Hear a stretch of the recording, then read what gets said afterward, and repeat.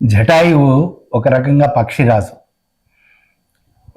జటాయువుకి రావణాసురుడికి ఏ రకమైనటువంటి ఒక శత్రుత్వం లేదు. కానీ జటాయువుని రావణాసురుడు అడుగుతాడు. అంటే సీతమ్మ వారిని అపహరించి తీసుకువెళ్తుంటే జటాయువు చేసినటువంటి ఒక పోరాటం ఏదైతుందో అద్భుతమైనటువంటి పోరాటం. సో జటాయువు యొక్క పాత్రలో నుంచి మనం ఏం గ్రహించాలి? ధర్మం కోసం, న్యాయం కోసం, కానీ మంచి కోసం ప్రకృతే స్పందిస్తుంది అని మనకి మన పురాణాలు వివరిస్తున్నాయి. కానీ దురదృష్టం, ఏదైనా మంచి పనికో, ధర్మంకో, న్యాయం కోసమో జ్ఞానం కలిగిన మనిషి కూడా స్పందించకపోవడం ఈనాడు మన సమాజాన్ని చూస్తున్నాం.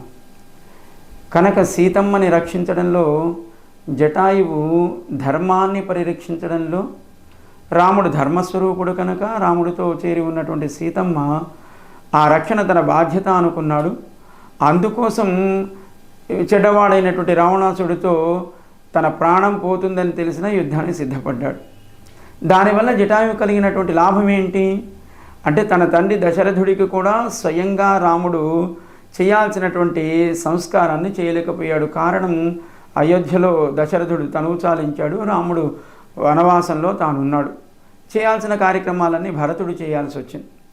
కనుక తన తండ్రికి కూడా చేయని బ్రహ్మవేద సంస్కారాన్ని ఒక సామాన్యమైనటువంటి పక్షికి రాముడు చేశాడంటే, తన తండ్రితో సమానంగా తన సీతమ్మని కాపాడడంలో ప్రాణాలు కోల్పోయినటువంటి జటాయువు పట్ల తండ్రితో సమానమైనటువంటి ఒక గౌరవాన్ని రామచంద్రుడు కలిగి ఉన్నాడు. కనుక తాను ఆర్జించినటువంటి పుణ్యలోకాలని, ఉత్తమ గతిని జటాయువుకు దారపోస్తూ జటాయువును ఉత్తమ లోకాలకు వెళ్ళవలసిందిగా ఆజ్ఞాపించాడు రామచంద్రుడు.